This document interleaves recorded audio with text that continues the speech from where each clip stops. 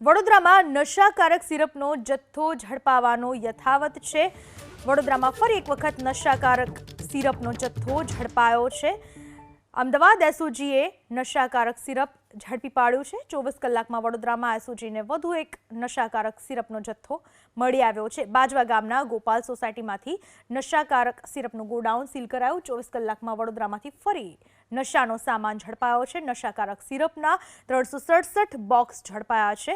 44,000 સિરપની bottle આ જથ્થામાં મળી આવી છે। ગોડાઉનના મૂળ માલિકનું નામ મહેશ શાહ હોવાનું જાણવા મળ્યું છે અને રાજેશ પટેલ નામના વ્યક્તિએ ગોડાઉન ભાડે લીધું હતું। કુલ 66,000નો મુદ્દામાલ કબજે કરવામાં આવ્યો છે। વડોદરા એસઓજીએ આ ગોડાઉનને સીલ માર્યું છે। વડોદરાના બાજવા ગામે ગોપાલ સોસાયટી ખાતેથી 44,000 નકલી સિરપની બોટલો મળી છે। અત્યારે આપણે વડોદરાના બાજવા ગામે છે અને જે નકલી કપ સિરપના 367 બોક્સ ગઈકાલે મોડી રાત્રે એસઓજી પોલીસે ઝડપી પાડ્યા છે, જેની અંદર કુલ 44,000 સિરપની બોટલો મળી આવી છે। ગોડાઉનના મૂળ માલિકનું નામ મહેશ શાહ હોવાનું બહાર આવ્યું છે અને રાજેશ પટેલ નામના વ્યક્તિએ ગોડાઉન ભાડે લીધું હતું। કુલ 66,000નો મુદ્દા માલ કબજે કરાયો છે અને એસઓજી પોલીસ દ્વારા ગોડાઉનને સીલ કરાયું છે। સુભાનપુરાથી આ વહીવટ ચાલતો હતો તે વાત સામે આવી રહી છે અને આ પહેલા પણ જે અમદાવાદ એસઓજીએ નશાકારક સિરપનો જથ્થો ઝડપી પાડી 2 વ્યક્તિઓની ધરપકડ કરી હતી અને તેની અંદર રાજુભાઈનું નામ બહાર આવ્યું હતું।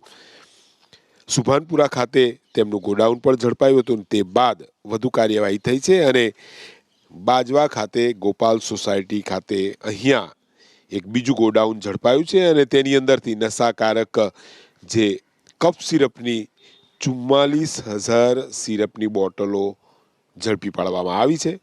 રાજેશ પટેલ નામના વ્યક્તિએ આ ગોડાઉન ભાડે લીધું હતું, તેની પણ પોલીસ હાલ શોધખોળ કરી રહી છે। કુલ મળીને વાત કરીએ તો જે નશાકારક કપ સિરપ અમદાવાદ ગ્રામ્ય પોલીસે હાઈવે ઉપરથી ઝડપ્યું હતું, તેનો રેલો વડોદરા પહોંચ્યો।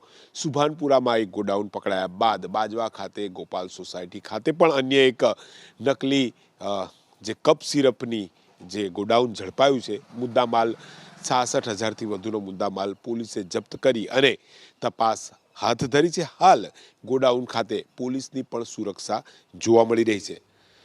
કેમેરામેન પરેશ ધોળકા સાથે લોરેન્સ પરમાર, એબીપી અસ્મિતા, બાજવા, વડોદરા।